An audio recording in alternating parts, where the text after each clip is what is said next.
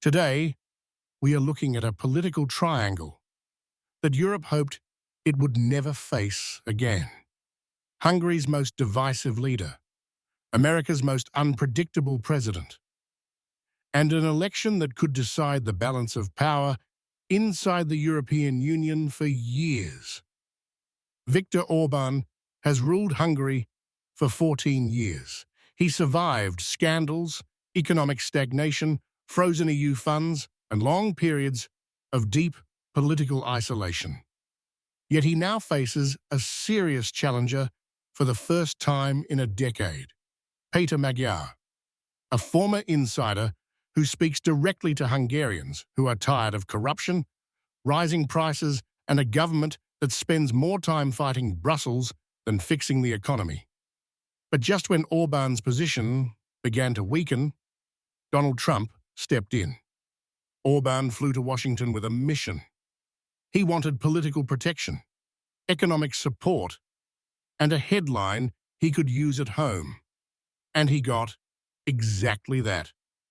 Trump met him, praised him, and delivered a package of benefits that Orbán is now marketing as proof that only he can keep Hungary stable. Hungary received a one-year exemption from US sanctions on Russian energy. Trump's team described it as temporary. Orbán immediately told voters it could last indefinitely.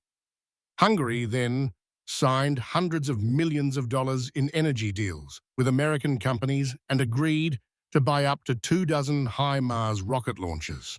The symbolism was perfect.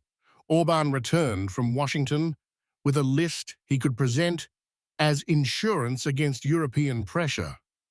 Then came the biggest headline of all.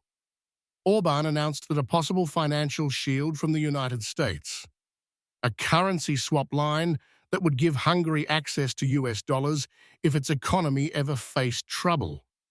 In practice, nothing has been signed. In politics, the message is powerful. Orbán is telling voters that if he loses, Trump's support will disappear, and Hungary could face economic instability. This is the Argentina strategy. Before Argentina's election, Trump hinted that US support would only continue if Javier Milei won. It helped push undecided voters toward the candidate he backed. Orbán is now trying to recreate that moment in Central Europe. Meanwhile, the European Union is watching with growing concern. Brussels spent years trying to contain Orbán's obstruction. EU funds were frozen. Penalties were imposed. But Europe never wanted to directly interfere in a Hungarian election. Now, Trump has created a new problem. His involvement changes the domestic political narrative inside Hungary in a way Europe cannot easily counter. Hungarians remain strongly pro-European, but their government presents Brussels as a hostile force. Trump's arrival lets Orbán flip the script. Now Brussels looks like the threat, and Washington looks like the protector.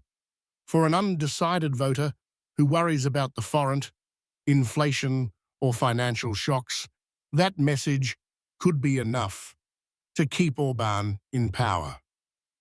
The consequences would be serious. If Orbán wins again, Europe faces a future where one leader can veto foreign policy, block Ukraine's ambitions, weaken collective diplomacy, and openly align with the United States and Russia at the same time. It would force the EU to confront questions it has avoided for too long.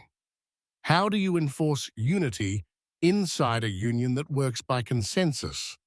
How do you manage a government that rejects the very values on which the union is built? This election is not only a Hungarian choice, it is a European stress test.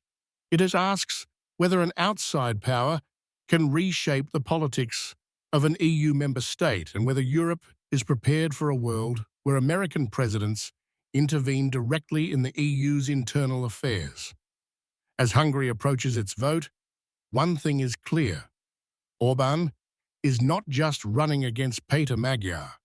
He is running with Trump at his side, and that could change everything. If you enjoyed this analysis, like the video, subscribe to the channel, and visit WesternRelations.com for political analysis across the Western world. Thank you for watching.